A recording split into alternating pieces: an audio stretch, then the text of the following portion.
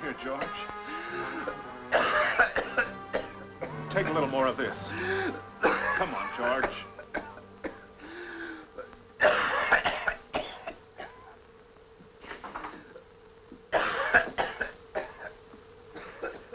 May I use the phone? Right ahead. How is George? Worse. I'm calling the doctor again. I'm afraid. I heard you call the doctor before. Hello? Dr. Stevens, quickly, please. This is Mr. Stark, 239 Adams, Hogan's apartment. What? Well, how soon can he get here?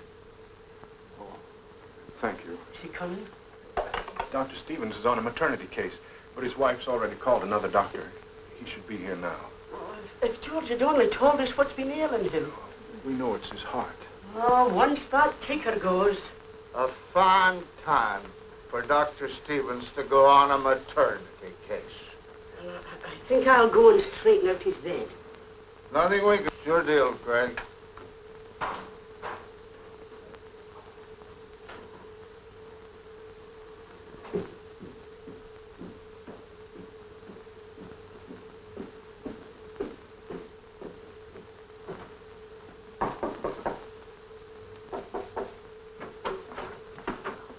Good evening. I'm Dr. Miles. I was sent by Dr. Stevens. Oh, hurry, Doctor. It's a good thing you're here. The poor thing's been suffering something terrible. This is Dr. Miles. How do you do? Dr. Miles.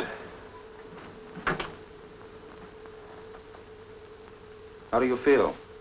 Where's the pain? He can't speak, sir. He's a mute. Oh, I'm sorry. I didn't know. Please wait outside. Father, forgive me. Forgive me. He spoke. He spoke. His pulse is very low. He spoke. Did you hear him, Mom? Did I? Why, it's a miracle. I can't believe it. He did speak. He said, Father. He's been rooming with us for over 10 years, and he always wrote his answers on that little blackboard. And now he talked. Mr. Stark, did you hear? Yes, he spoke, but it was no miracle. It wasn't, I heard him, didn't you, Mom? Clear as day. Father, forgive me, he said. Father, forgive me. George was not a mute. He just didn't speak. For years, he's never uttered a word. Why would a man do such a thing? I don't believe it. A man keeping his mouth shut for years? No, sir. George's story was very strange, almost beyond belief. His real name was not George Turner. It all began in Hungary, many years ago, in the little province of Arady, not far from Budapest. The Baron of this province owned most of the land there. But when he discovered there was oil on the property, he kept the discovery a secret. And he immediately began to negotiate through various pretenses for the purchase of all the neighboring farms. Good evening, Baron. Good evening, honey. Come over here. Cigarette? No, thank you. Thank you. Well, have a drink. Cognac. Champagne. No, I don't drink, Baron. I don't. Well, honey, we have been neighbors for years. But yet, in reality, we are not. But why? This land of yours, honey. Those acres which you rented to these people. I don't want them near me. I hear you are selling the land to them, No, it's a good price they offer me. Honey, look, you have no agreements. Getting rid of them would mean all crops would belong to you. I'm not a farmer. The crops will be ruined. I'll help you. My men will bring it in. In fact, I might even buy your property if you still want to sell it. Baron, I didn't know. I didn't know you wanted my property. Why, you can have anything you want, anything. Very soon, but now you have to excuse me. My niece is waiting. Darinka! Come in, Darinka, and don't forget what I told you. Oh, no, I won't, Baron. Good evening. Good evening, good evening. You know, Baron, it's about your buying part of my land. I heard you made the same deal with Hornish. Yes, I'm acquiring several parcels of land. It has to wait until after election time, you understand? But we come to an agreement. Oh, yes, yes, Baron. The Baron met with no opposition to his deals, except for one. And although Horney wanted to sell his land to the Baron, he had it leased out at the time, and the tenants who'd been there for generations refused to move. Well, a short time later, an incident occurred in this province. a young girl mysteriously disappeared. And not being found, her case was put into the unsolved files. Well, the Baron called up one of his political lackeys from Budapest. And acting on the Baron's orders, this lackey took over and went to the local authorities. Yes, sir? State Attorney Stark? No. Mr. Stark isn't here just now. I'm his assistant. What can I do for you? How do you do? I'm Kulaman Balog, Special Investigator of Budapest. Here are my credentials. Pleased to meet you. My name is Erno Miller. But our office has already made a report of the missing Anna Tamashi. That's exactly why I am here. You see, my very good friend Baron Arady has taken a personal interest in the question of why you gentlemen have been unable to find the murderer of this girl. You see, she happened to have been a maid for one of the Baron's neighbors. Murderer? But my superior, Mr. Of Stark... course, the Baron has told me enough to give me the information that this girl simply could not have vanished into thin air just like that. Well, you may have something there, Mr. Ballard. Of course, I realize that you gentlemen from the provinces have a limited knowledge of criminal investigation. Mr. Ballard, this is confidential. You see, I'm sort of handicapped by my superior's policies. He's a stickler. Facts, rules, abstract justice. But now that you're here, I'm sure I can be of great service to you. And will you please tell Baron Arady I am at his disposal? Splendid. We hope to call on your services. Now, I shall get a room at the inn. I want you to prepare an office for me. And please tell Mr. Stark that I have taken entire charge of the investigation. Balog's first orders were to arrest Horney's tenants. I want you to sign this confession right now. But, sir, there is nothing I could possibly confess. I haven't done a thing, not a thing. None of you has anything to confess. You all lie right into my face. You killed Anna Tamashi. Put them in chains, lock them up. But listen, just another word. Listen. Order. No one is allowed... At last, the trial against the tenants began. This case was brought to the attention of a brilliant lawyer and humanitarian who offered to defend the accused. This is the press, Mr. Nemesh. Yes. All right, Mrs. Schwartz. Sneak in. But you must leave as soon as the judges come in.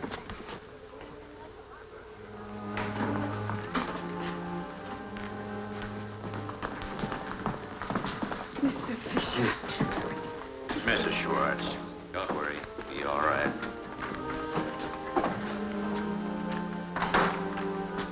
Short. I haven't seen my wife for 2 months. Please, officer.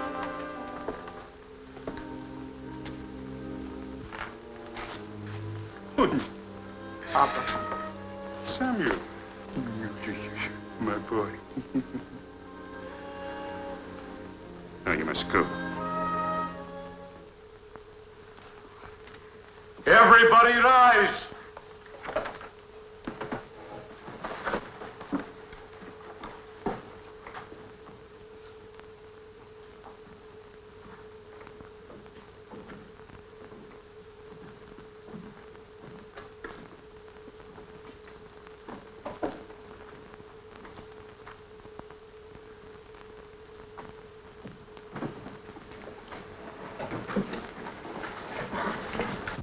Attorney, will you read the indictments? Members of the Royal Court, on August 3rd, 14-year-old Anna Tamashi disappeared mysteriously. She was last seen when she called at Joseph Schwartz's barn. Mr. Koloman Balog, assigned to this case as special investigator, discovered that the missing girl was present during a violent argument between Farmer Schwartz and his landlord, Mr. Horney. The argument between these two men climaxed with Schwartz's attempt upon the life of Mr. Horney. The contention of the state is that Anna was done away with because she was a potential witness against Schwartz, as well as against the other accused who were on the scene and thereby involved. The indictment charges the defendants with the murder of Anna Tamashi. Thank you, Mr. State Attorney. Your Honor, gentlemen, I move for an immediate dismissal. There's no sound basis for this case. There's not the slightest evidence. The defendants even saw the missing girl on the day of her disappearance. The prosecution cannot produce the body of the allegedly murdered girl. Who knows but what at this very moment she may be living peacefully, perhaps romantically, a few miles from here. Mr. Nemesh, you come from Budapest, huh? Yes, why? One can easily see that you live in the sophisticated atmosphere of a big city and do not know the pure nature of a country girl. Baron Arady, I'm sure no one will dispute the fact that you are an authority on virtue. Order, gentlemen. Will the court please call the witnesses? Gustav Horny. Gustav Horny, 51, landowner. Mr. Horny, tell us what happened on the evening you called at Mr. Schwartz's house. Well, you see, my wife, she didn't want me to lease our land out any longer, and so Mr. Horny. How long has Schwartz been on your land? I only see his father leased the land to my father. That must have been about 45 years ago. Mr. Horny, tell us what happened the evening you called at Mr. Schwartz's house. Well, you see, my wife, she told me to go and see Schwartz and tell him about our decision. And later, she talked to the other tenants. Well, Schwartz isn't very easy to handle, you know. But I went just the same. Have you had any previous clashes with Schwartz? No. I always kept out of his way. Well, that night I found Schwartz in his barn. When I told him he had to leave, he went for my throat. He almost killed me. That is not true! It is. Why, he was choking me. He almost killed me. You told me to pack and leave at the end of the month, just before harvest. I have to take care of my family during the winter. Quiet. Schwartz was provoked, Your Honor, understandably so. But where is the proof that he wanted to kill Horny? Why, he picked up a pitchfork, and he said, "I see you dead before I leave this land." Why, my wife would be a widow if it wasn't for poor Anna. Why? She just came in then. That's why. He happened to look up, and that gave me a chance to dodge and run out of the barn. I ran for my way. As I whipped up my horses, I heard a scream from the barn. When I finally got home, all in cold sweat and all a tremble, I told my wife that Schwartz almost killed me, and that Anna had seen it. She said, "Anna is your witness. When she gets home, take her to the police with you." What happened then? Well, Anna didn't get home. So we began to worry. Then we put two and two together. And then we began to suspect what actually happened to poor Anna. Your Honor, the defense insists the missing girl never came to the barn. Is there anything else you can tell us about this case? Well, that's all, Your Honor. You may go. Thank you. If I may, Mr. State Attorney. Certainly. It's quite clear, Your Honor, that a meeting of the defendants took place in the home of Schwartz, where it was decided to use violence on the landlord so they could stay on the land. Gathering was quite harmless, Your Honor. The question remains, was Anna Tamashi really present at the scene? Can there be any doubt? The testimony of the landlord can hardly be considered reliable when he had such a stake in getting rid of his tenants. Call your next witness. Mrs. Juliana Horny. Good morning. Good morning.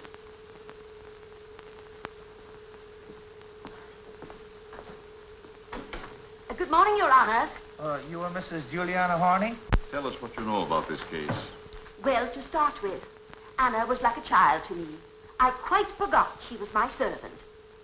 Were you actually related to the murdered? Missing? Please answer the question. My father, God rest his soul, married Anna's grandmother, God rest her soul. But apart from any blood bonds, Anna was like a daughter to me. And now she's gone. Murdered, that's what she was. How do you know that? It's as sure as night follows day. I sent Anna to Eckelmeyer's to get some paint. I keep my house neat as a pin. Now, when did Anna leave the house to get the paint? At 7 o'clock, right after supper. She wouldn't even wait for the dumplings. I told her to come home quick. To get on with the painting? Because it was getting dark. She came back in no time, but with the wrong paint. When was that? At 7:30. And you sent her back to get the right paint. I knew she wouldn't sleep if she hadn't gone back. And you sent her back this time in spite of the growing darkness. She insisted on finishing the painting that night. Did she like working that much? For 50 coppers a week. She cleaned the house, made the beds, washed the dishes, did the laundry, fed the animals, milked the cow, and you saw to it that she lacked no opportunity to enjoy herself. What happened after the girl left the house the second time? I waited for her. When my husband came home and told me he saw her at Schwartz's barn, I was frightened. So I rushed to her mother, hoping she would get there. But I couldn't find her anywhere. My poor husband had to run for his life. And Anna was there, too, and saw it. That's why they killed her. Keep them in jail, Your Honor. Mrs. Horney. Any further questions, Mr. Stark? Mr. Nemesh? No. You may go. Your Honor, I'm told the witnesses have been led to believe by certain parties that it is not unlawful to break an oath. Nonsense. As special investigator for this case, I assume that Mr. Nemesh is referring to me. I had bigger game in mind. That shall not remain unanswered, Mr. Nemesh. Unfortunately, I have to deliver a speech in Parliament. I have to catch a train. Therefore, I ask Your Honors to be heard at once. Considering the pressing nature of Baron Arady's official duties, the court has decided to waive procedure. Thank you. Your Honors, ever since the murder of Anna Tamashy... I object, Your Honor. There's no proof of murder. Very well, then, Mr. Nemesh. Ever since the disappearance of Anna Tamashy. Ever since my own good, kind neighbors came to me, with their suspicions growing ever stronger and stronger. Ever since this tragic, shattered ghost that was once Anna's happy mother came to me and begged me with tears in eyes for justice. And then, my good friend, the special investigator, presented to me fact after fact of damning evidence. Then I knew, beyond any possible shadow of doubt, that here was the most dreadful murder ever committed in cold blood. Baron, have you any material evidence to offer concerning this case? Nothing beyond the conclusive findings of the special investigator. Any further questions? What for? Your Honor, this witness has no real evidence to offer. Thank you, Your Honor. Call your next witness. Will Your Honor call witness Andreas Molnar? Molnar, move your hat.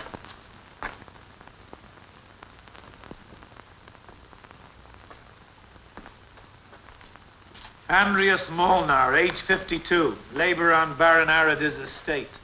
May I, Your Honor? Proceed, Mr. Investigator. Molnar, you had an unusual experience the night that Anna disappeared. Yes. Yes. Tell us in detail what you saw. I saw Anna dead with a big cut in her throat, right across here. Tell me. What exactly did you see? Those 5 men were digging. Digging? Where was this? In the backyard of Schwartz's house. I knew what they were digging from what I heard at the inn. What did you hear at the inn? What everybody else did. Mr. Horney come in and said, I bet my last copper those 5 men killed Anna in Schwartz's barn because she was a witness for me. And that makes you sure they were digging a grave for Anna? Yes. Didn't the prosecution investigate Molnar's story and dig up the body? Naturally, we investigated Molnar's story, and we found evidence of freshly dug earth behind the barn. But the defendants must have gotten wind that we were on their trail, so they dug up the body and buried it elsewhere. You admit you let these defendants get the best of you? Why, Mr. Bellow? Any further questions? No, Your Honor. Witness dismissed. Your Honor, may I request that the missing girl's mother be called, Mrs. Maria Tamashy? Maria Tamashy.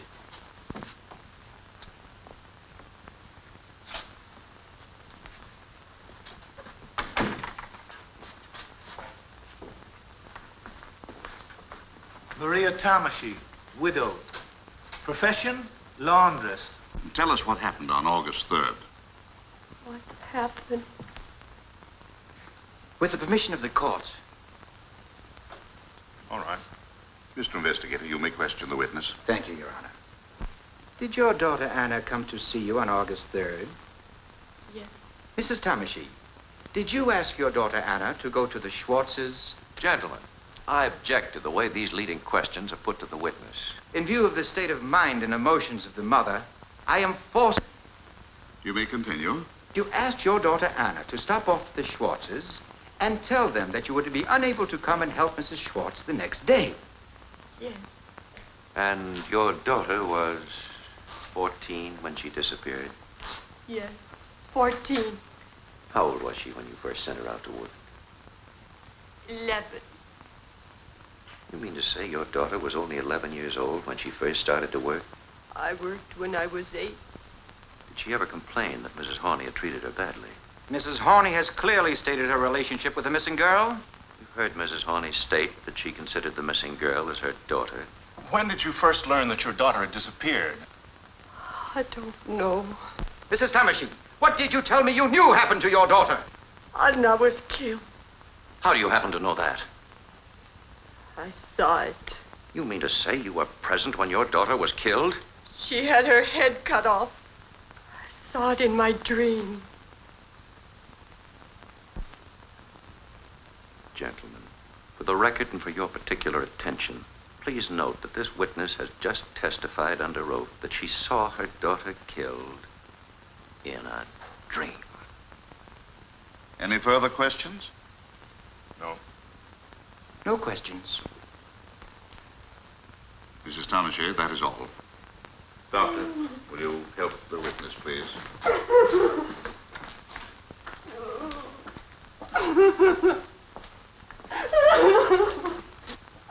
Call your next witness. Clara Thomasy.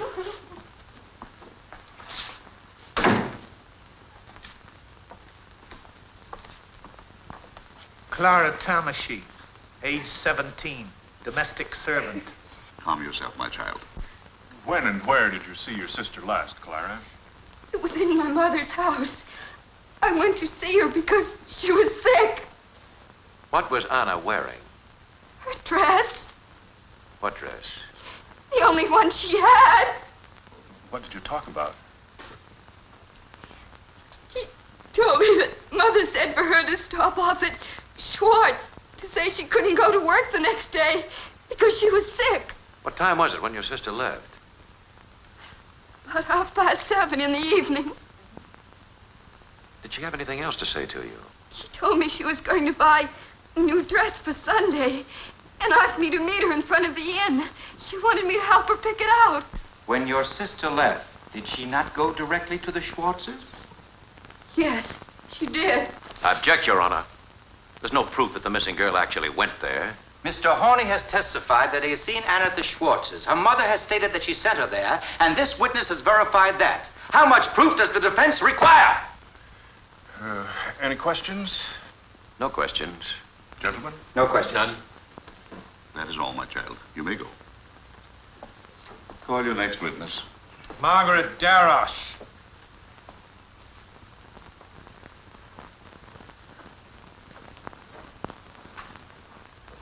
Margaret Darosh, age 17. You are the daughter of Dr. Darosh? Yes, Your Honor. Miss Darosh, you do not live far from the Schwartzes. Not far. Tell us what you particularly noticed on the evening of August 3rd. I was about to close the shutters of my room when I heard a distant scream.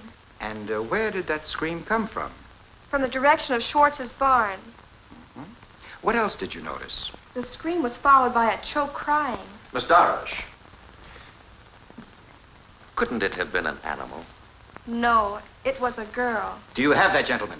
I want the records to show that Miss Margaret Darosh on the evening of August 3rd heard a girl crying, screaming, choking, and that these sounds came from the direction of the Schwartz farm. Just how far is Schwartz's barn from your home?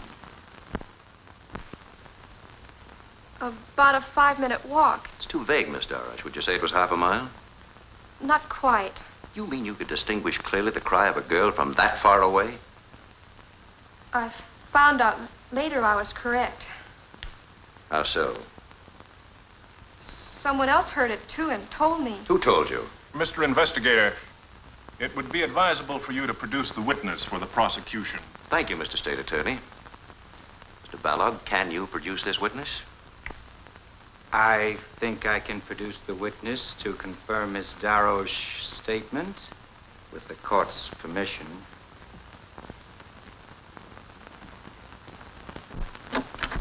Is young Samuel Schwartz out here? Me?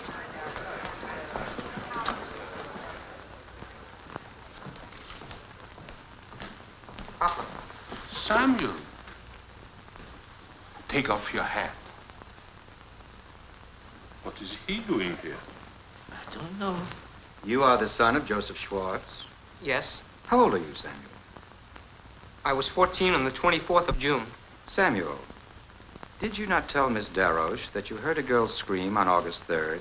No. No, I didn't. Is that your answer? Remember, you want to tell the truth. I object, Your Honor. This boy has been questioned time and time again. His various testimonies are in the record. Very well, then. Miss Darroch, according to this young man's testimony, it is you who have lied. You're under oath and can be punished. Miss Margaret never lies. All I told her was that I saw Anna in the barn. Samuel, they're using this girl to trap you. Don't lie. My son is not lying. It's true. Anna did come to the barn while the landlord was there. Joseph! What did he say? You never told us that. Why did you conceal that from your attorneys? Schwartz, did you commit this crime? I haven't committed any crime. As for the others, they didn't even see the girl. Here it is. This man has as good as confessed, but he is trying to cover up for the others. Schwartz, tell me here and now, why did you conceal the fact that Anna did come to the barn? I took one look at my sick wife, and I was afraid to see it. Samuel, we now know that Anna was in the barn. Now, why not admit that you actually heard the girl scream, as Miss Darroch said? But I didn't hear it. Samuel, could you have lied to me? If you did, I don't ever want to see you again. Well, Mr. Balog, you can't sway this boy to lie in spite of the pressure that's been brought to bear on him. His adolescence, and all your charms, Miss Darroch. Gentlemen of the prosecution, it is your witness who has committed perjury. Step into the witness room.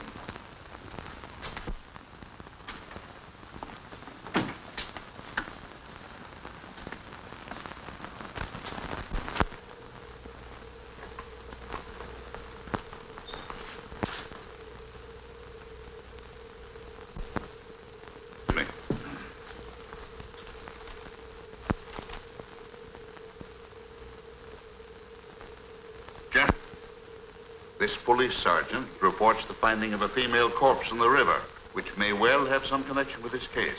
What makes you think that this corpse has any connection with Anna Tamashi? It's the dress, sir. It answers the description we have in our police records. Besides, we have no report of any other girl missing hereabouts. Well, where is the body? Outside. We brought it in a cart. Your Honor, the mother of the missing girl is in the witness room. I request the court's permission to have her look at the body immediately for identification. Granted. Constable, would you conduct Miss Tamashi to the cart? And Mr. Miller, would you please go along? Yes. I'd like to have my associate, Advocate Fisher, view the body with them. Granted. Who are these men? The two raftsmen who found the body. What are your names? I am Herman. And you? My name is Joseph Martin. How and where did you find the body? Well, when we were making for shore on our raft, I saw something stuck in the weeds. So I took one of our long oars and tried to get it loose. When we saw it was a dead woman, Martin wanted me to throw the body back, but I was afraid somebody might be watching. So I made him help me, and we dragged the body out and put it on the grass. Martin ran for the police, and I stayed with the body. Gentlemen, the body of that girl shows no mutilation whatsoever. There is no cut on the neck of that girl. No mutilation? Sergeant, take them away. Quickly.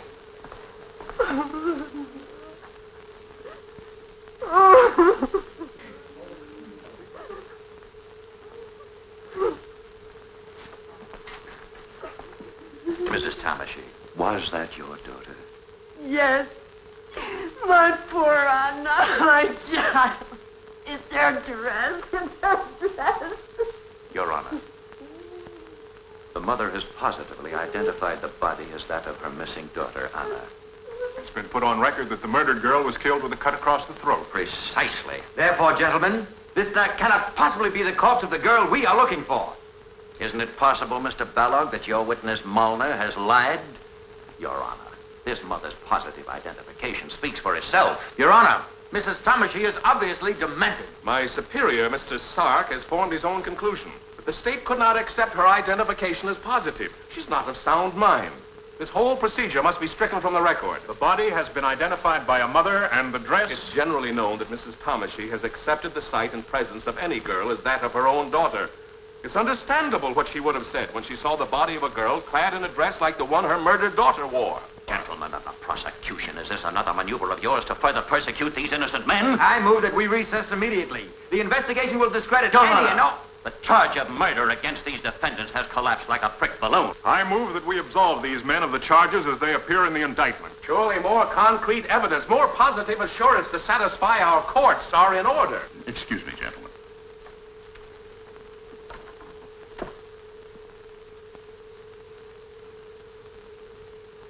A verdict rendered in haste would be rash and ill-considered. In view of the astonishing events and developments that we have witnessed, the court calls for time in order that both the defense and the prosecution might have an opportunity to confirm their respective contentions. Court adjourned.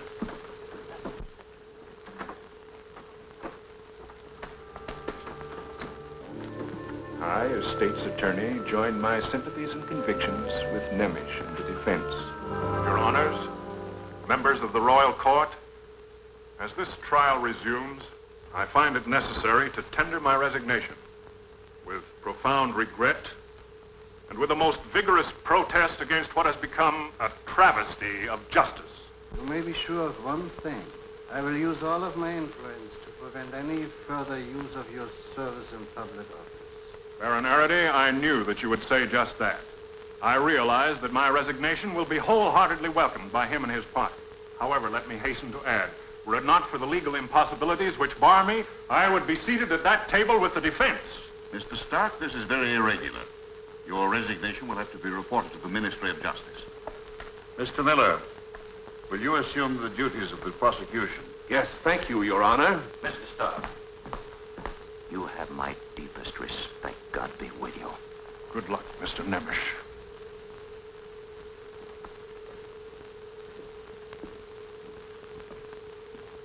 Your Honor, more than a month has elapsed since the positive identification of Anna Tamashy's body by her mother. Our laws prescribe a quick execution of the guilty, not a slow killing of the innocent. Innocent? The defense is asking for the acquittal of these killers. I offer the court this material. Your Honors, here is the evidence of an incredible conspiracy to thwart justice. If the investigator has any new evidence, I demand that it be produced here in the flesh, not by means of these documents. I was trying to save Your Honor's time. However, we anticipated that counsel for the defense would prove obstinate. So we have our witnesses right here. May I suggest that we first call Dr. Darroch of Tanavar, general practitioner? If any new witnesses are to be called, I demand that we pick up where we left off. The defense would like to have Mrs. Maria Tamashy repeat her last statement. I would like you to decide for yourself, Mr. Nemesh, if you wish to have her called. In fact, that's why we're calling on Dr. Darroch. Call Dr. Darroch. Good afternoon, Your Honors. Dr. Darroch, you are the only resident physician of Tanavar, and I assume your practice embraces the entire community. It does. Tell us what happened to Mrs. Tamashy. She is suffering from delusions and is thoroughly incompetent.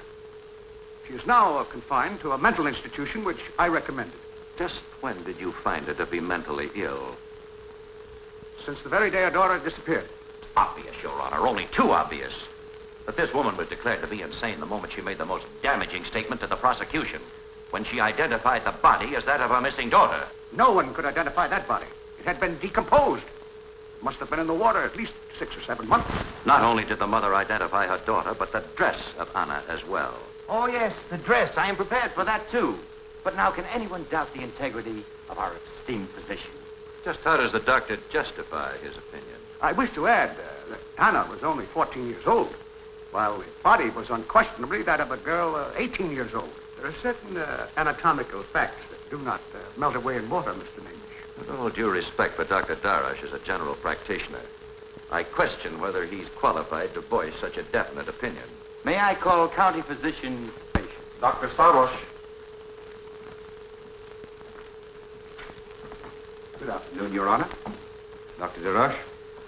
Dr. Samosh, your colleague has stated that the corpse which was found in the Tarnavar River was not that of Anna Tomashi. Do you share his opinion? I do. Doctor, did you know the missing Anna Tomashi? Not personally. You never saw her, and yet you say this body cannot be hers. I know my medicine as well as you know your law. There is no question that the dead girl had ever done any hard physical work. Furthermore, I should judge the corpse to be that of a woman in her 20s, fully matured. Your colleague has just told us the body was that of an 18-year-old girl. If my colleague estimates 20 years, I naturally bow to his superior knowledge. When a corpse has been in the water for 3 or 4 months, it's really quite difficult to establish the exact age.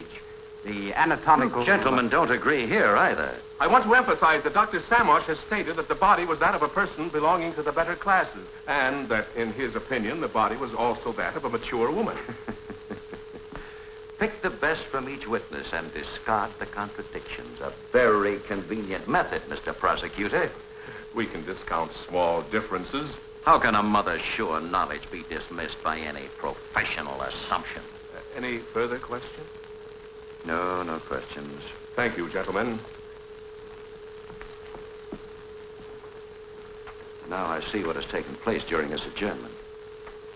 But, gentlemen, the bodies of young ladies don't float up and down the river. Whose body is it, if not Anna Tomash's? Does it not occur to Mr. Nemesh that the body might have been stolen by an accomplice from the morgue in Budapest or from the cemetery? Baron Arady. Your personal interest in this case needs to be exposed. Gentlemen. You'll hear the rest of it, Baron. I don't put up with slander. Whatever these people have accumulated, whatever seeds they've sown by their sweat and labor will be picked up for a song. What loot? Hireling for these murderers. For the record, my colleague, Mr. Karl Nemesh, has volunteered his services in this case without any compensation whatsoever. Order, gentlemen. This is not getting us anywhere. I restrain you from any further disturbance. Continue. I propose, Your Honor, that the state be allowed to call the rest of the witnesses. Granted. Constable, call Raspman, Herman, and Martin.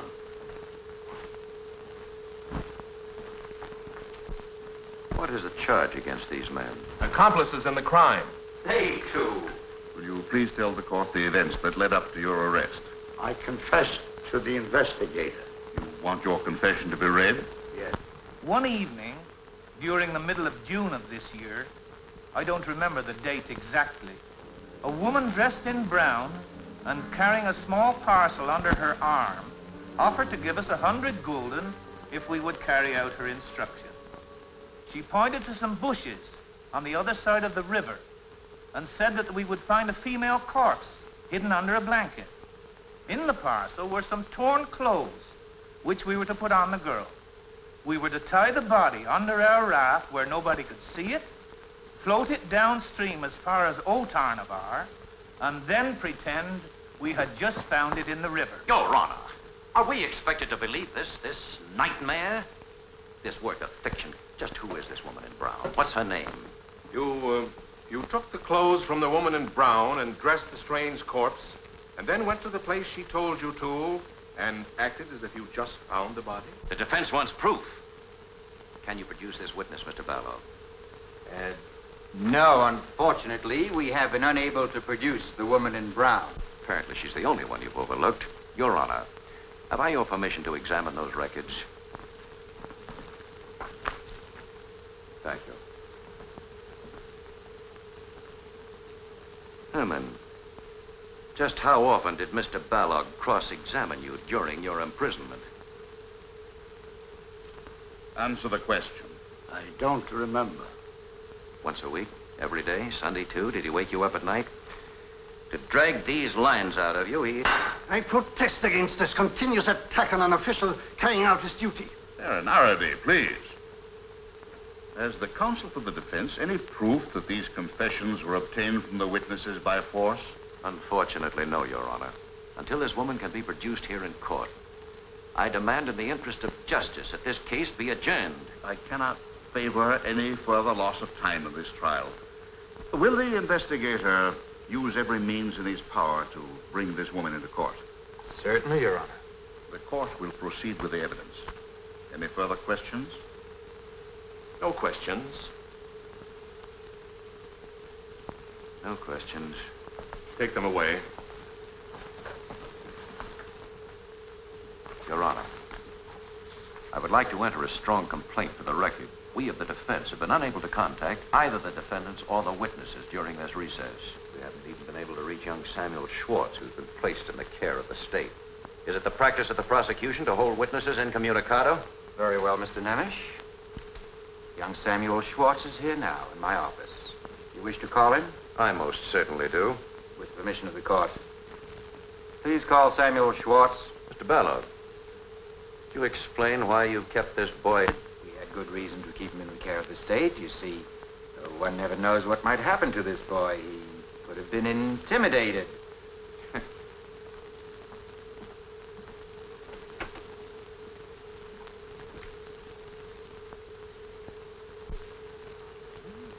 Look at my boy.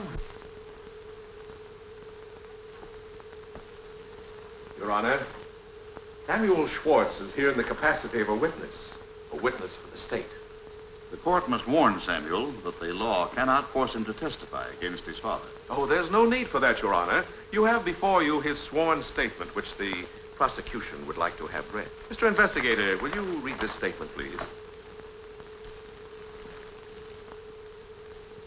This is the sworn statement of Samuel Schwartz as given to me, and I quote, "On the evening of August 3rd, just before 8 o'clock, I saw Anna Tomashi enter my father's barn. Our landlord, Mr. Horney, and my father had a heated argument. My father ran after him with a pitchfork. I heard Anna's voice saying, 'Schwartz will kill him. Call the police.' Then I heard a commotion. I looked through the keyhole. There was only one lantern lit inside the barn, so I could not distinguish who said, 'She's a witness for the landlord. We will all be in trouble.' I could see another one take this sickle.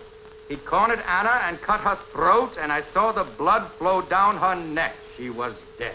Son, did you say that? Samuel, you will repeat here now. Papa wasn't there when the girl was killed. That is correct. You testified that your father was outside chasing Mr. Horney while the others committed the murder. Your Honor, I will prepare a motion to remove Schwartz's name from the indictment for murder. However, we will detain him temporarily for complicity in the crime. With the court's permission, I'd like to question the witness. Granted.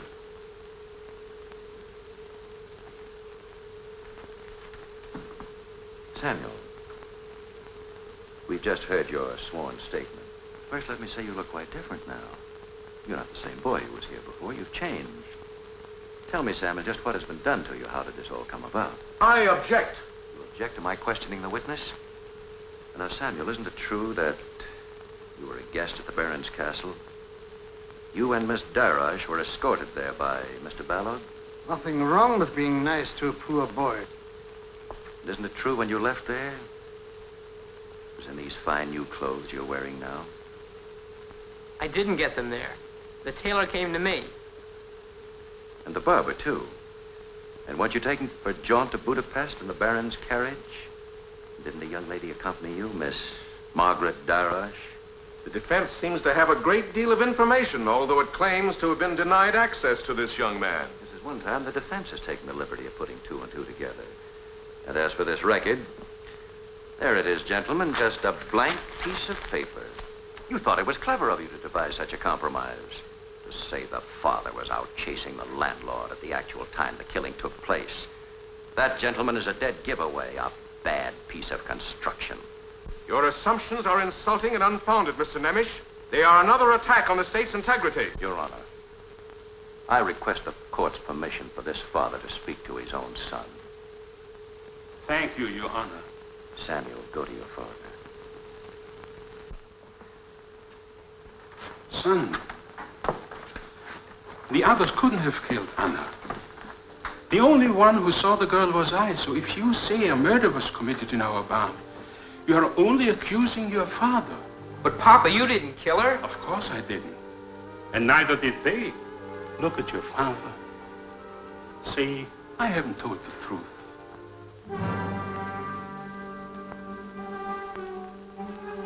Gone.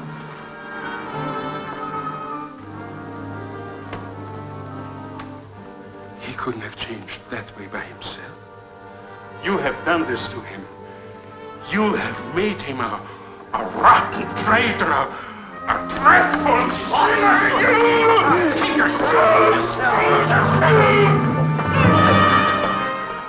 This man is insane.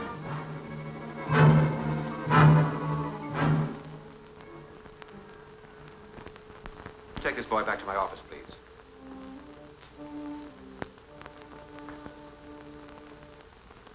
Your Honor, we of the defense could not have anticipated the unprincipled tactics of the prosecution. Consequently, we've been forced to improvise our defense from moment to moment. This case has become both tragic and ridiculous. Nemesh became convinced that his only hope of helping the accused was to discredit the testimony of every witness called by ballot. Professor Barr from the University of Budapest readily agreed to testify. Here, gentlemen, is the river Tanava. You will observe the winding course of the river down to the old village of Otanava. Here is the town of Tanava.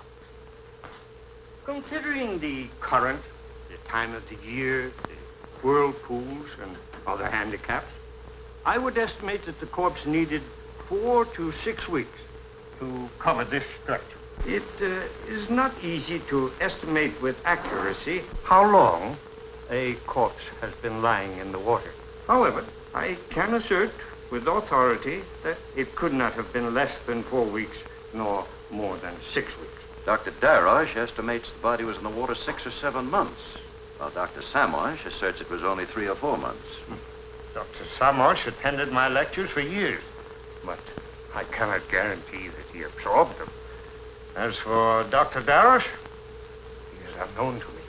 You gentlemen agree with the professor? No, I do not. No. The discrepancy is rather large. Then in your opinion, Professor, these two experts are both mistaken. There is no doubt. You may laugh, gentlemen, but that does not conceal your professional blunders. I am no longer your pupil, Professor, and I am free to laugh at obsolete analyses. Professor Burr, did you estimate the approximate age of the corpse? Around 15. That's ridiculous. This was a fully matured woman. I have known girls to be fully matured at the age of 12. Water does many things, but it does not change people's ages. It will make any skin soft and smooth. Even the calloused feet of a girl who went barefoot all her life. Then there's no proof as to what class this girl belonged to. Professor Burr, you studied the sworn statements of the 2 raftsmen. What is your opinion of their testimony? It is improbable that they could have transported the body, as they say, without attracting the attention of other raftsmen. A body in such a state of decomposition would have slowly spread a very strong odor. Professor Barr, you are employed at the University of Budapest? I am. Lately, your appearances in court have been largely in behalf of an insurance company, the Hungarian Alliance. Insurance companies frequently need expert medical analyses. I wish to point out to the court that the president of the Hungarian Alliance has been very much interested in this case. Is it not too obvious that has nothing to do with my opinion as an expert? Oh, no, of course not, Professor. Nothing whatsoever. Your Honor, this is shameful. One of our country's foremost scientists subjected to this slander. Do not disturb yourself, Mr. Nemesh. These gentlemen are not in a position to change my views or to affect my personal integrity. Have the medical experts any further statements they would care to make? None. None. In view of the circumstances, none. Thank you, Professor Burr. And I'm very sorry. Your Honors, these contradictions mean nothing. According to 2 eyewitnesses, Samuel Schwartz and Molnar, Anna Tomashi was killed with a sickle. Her throat was cut. Prosecutor, it's exactly what we intend to disprove. Therefore, I demand the state produce this woman in brown. Unfortunately, we have been unable to find the woman in brown. Either this witness is in hiding or has mysteriously vanished. Even if the mysterious woman were produced, she would only serve to reinforce the case for us, the prosecution. So why delay any longer? Your Honor, since the state has failed to produce this witness, I promise to bring her here. The defense has promised to produce a witness who could not be found by the state. This is another...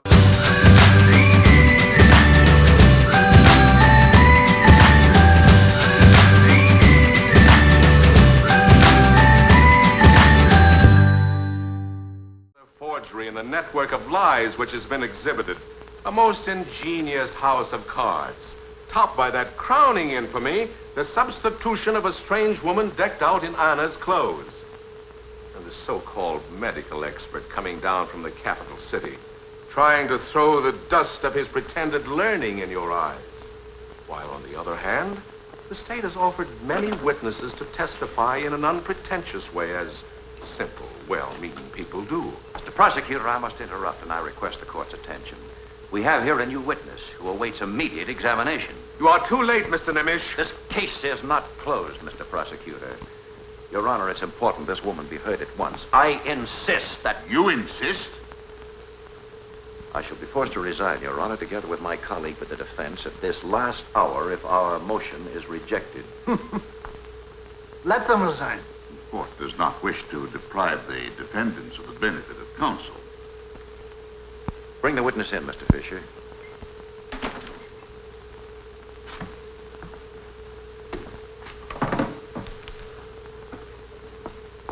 Your name? Irrentator, Where are you from? Budapest. What connection has this woman with the case? If I were given the chance, I'd bring out my point. I understand from the investigator that this woman has been jailed for drunkenness and disorderly conduct in the last 10 days. But State Attorney Miller has just said that you were jailed on various counts. Is that true? Yes, And where were you imprisoned? right here. Women's section, second floor, cell number 3. What did you learn in prison that might concern this case? There was a woman in the cell next to mine who was being given sedatives to keep her quiet. Her name is Mrs. Ethel Mehaley from a village nearby. How do you associate that person with the case? She kept repeating that she wanted to come to court to testify. Your Honor, this witness knows what she's saying. No decent person could possibly believe a woman of this sort. Mr. Ballack, you've said too much. I demand an immediate apology. My dear colleague, these gentlemen cannot possibly know that this lady happens to be your wife. Mr. Nemesh, I demand an explanation. Your Honor, the wife of my associate submitted to this experiment, pretending to be drunk and disorderly. You see, we simply had to get someone inside that prison to find out what was being kept so secret. Your Honor, I demand that Mrs. Ethel Mehaley be produced here at once to testify. This woman wants to be heard and should be heard. Thank you. Will the court please sign this order to produce this witness now? This is all a pack of lies. Madam Fisher, I thank you. Will you please be seated? And in the meantime, Your Honor, I would like to have the state witness, young Samuel Schwartz, recalled. Constable, call him. Samuel Schwartz.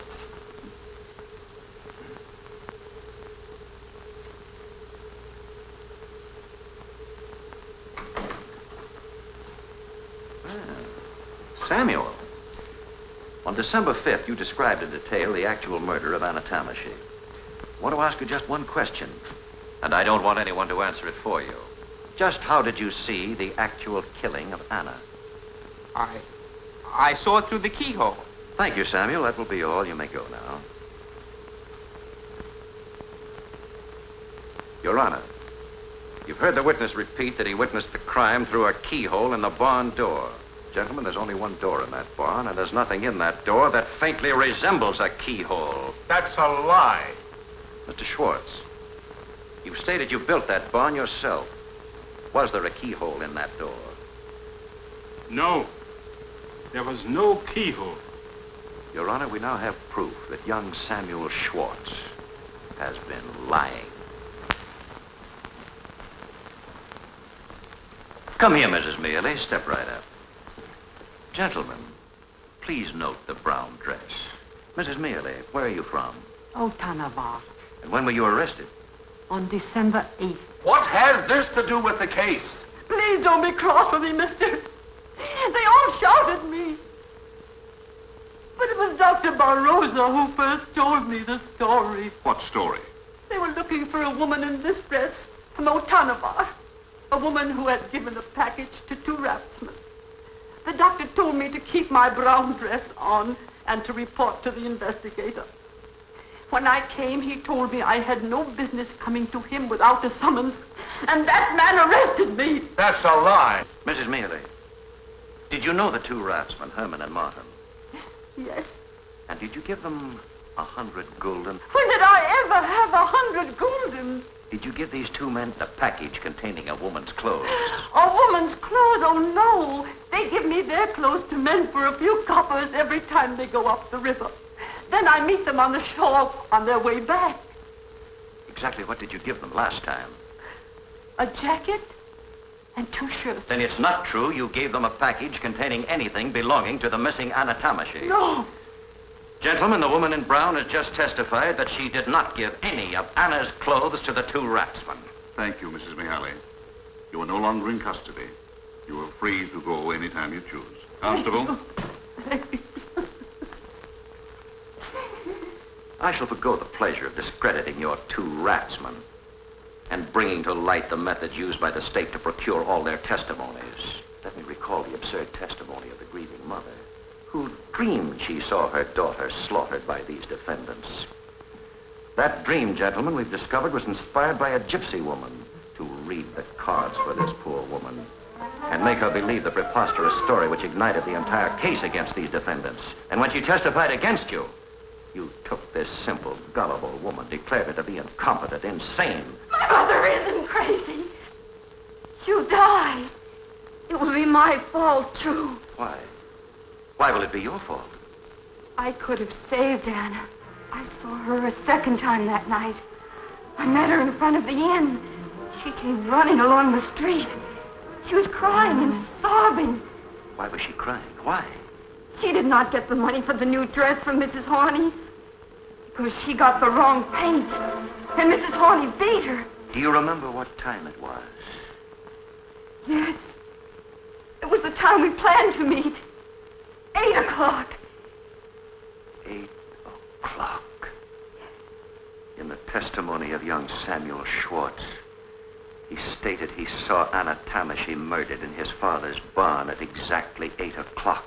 This witness states she saw her sister alive and well and in the village at precisely that same hour. Nobody killed her. Anna ran for the river, and I saw her jump over the bridge. Why didn't you call for help? I was always jealous of her. She had that appointment for Sunday. What appointment? I can't tell, but she wanted that dress to look more beautiful. You must tell us, my dear. You must. I can't. I can't. Did someone warn you not to tell us? Who warned you not to tell us? It was the investigator. That's not true! Yes, it is. You told me not to say it was His Excellency the Baron. She was going there to take piano lessons. Baron Arady. This trial has become an outrage. Your title does not permit you to... I'll have you off this bench before you know it.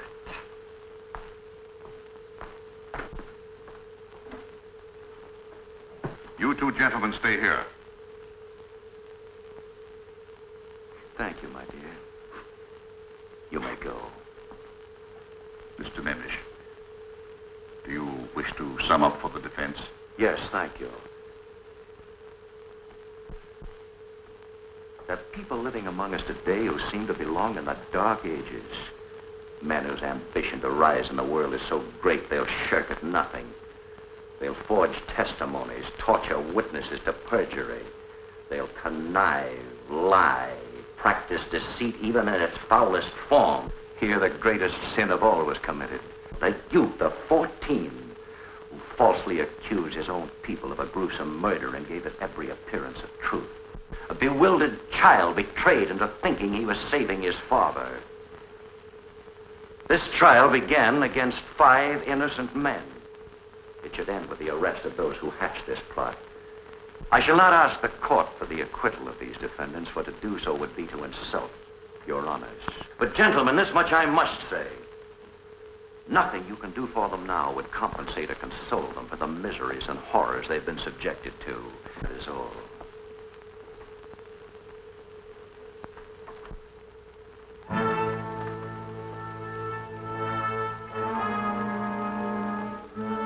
In the name of His Apostolic Majesty, the King of Hungary, this court pronounces the 5 defendants acquitted of all charges, the case against them dismissed. They're free to leave at any time. Court adjourned.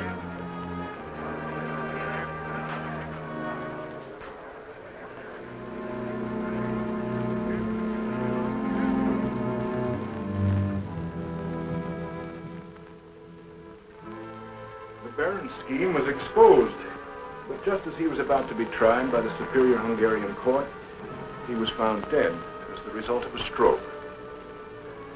I came to America, and Nemesh went on to become the greatest attorney of his day. Strange. Very strange. It is that. But what became of the boy? Was that boy George? Yes, his real name was Samuel Schwartz. He repented for his lie so deeply that he never spoke a word since the last day of that trial. Until this, his dying day.